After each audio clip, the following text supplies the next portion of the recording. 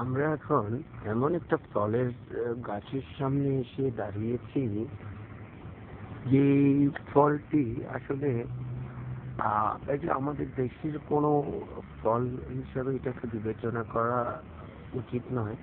কারণ এখানে এই গাছটি কখন কে রোপণ করেছিল সে সম্পর্কে প্রকৃত কোনো ইতিহাস এখানে নেই। আমরা দেখতে পাচ্ছি একটি বিশাল গাছ। এই বিশাল গাছের গোড়াতে অনেক বড় বড় কিছু কদবেল, আমাদের দেশের যে বেল আছে, বেলের চেয়ে অনেক বড় আকৃতি, কাগজি লেবু আকৃতির কিছু ফল এখানে সন্নিবিষ্ট আছে।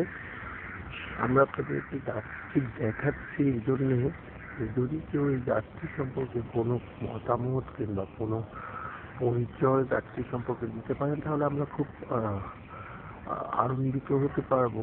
সেই সাথে এই গাছের এই ফল খাওয়ার উপযুক্ত কিনা সেটিও বুঝতে পারবো। এখানে দেখতে পাচ্ছেন ফল ফোটার আগে এই গাছে খুব সুন্দর কিছু ফুল আসে, সেই ফুলগুলো পরে ক্রমান্বয়ে বড় হয়ে সেখান থেকে এই বড় বড় ফলগুলো বিস্তৃতি লাভ করে। এই ফলগুলো খাওয়া যায় কিনা সে সম্পর্কে কোনো মতামত বা সেই সম্পর্কে কোনো তথ্য কেউ আমাদেরকে দিতে পারেনি। তবে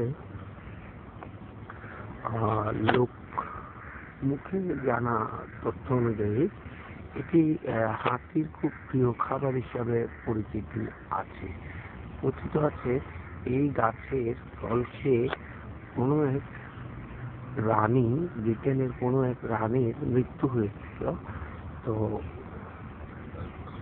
আমরা আপনাদেরকে পুরো গাছটি দেখাচ্ছি ভিডিওতে, সমন্বিতভাবে আপনারা দেখতে পাবেন। এখন খুব ক্লোজ আপ, একদম গাছের সাথে লাগানো গাছের সেই গোড়া দেখতে পাচ্ছেন।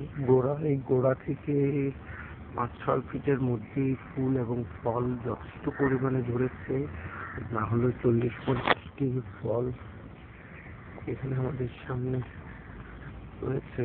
ফলের সাইজগুলো আপনারা দেখতে পাবেন।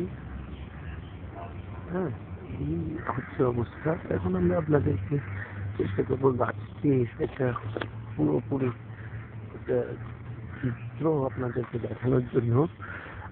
গাছটি আসলে ব্যাপক বড় একটি গাছ। দূরের থেকে দেখতে আপনারা খেয়াল করতে পারবেন। এই যে গাছটি দেখুন, বিশাল আকৃতির একটি গাছ, বিশাল, অনেক বিশাল। হয়তো গাছটির বয়স 100 কিংবা 150 বছর হতে পারে। এই গাছটি এখানে কিভাবে প্রথম রোপণ করেছিল সে সম্পর্কে কোনো ধারণা অবশ্য কারো নেই। যা হোক, একটি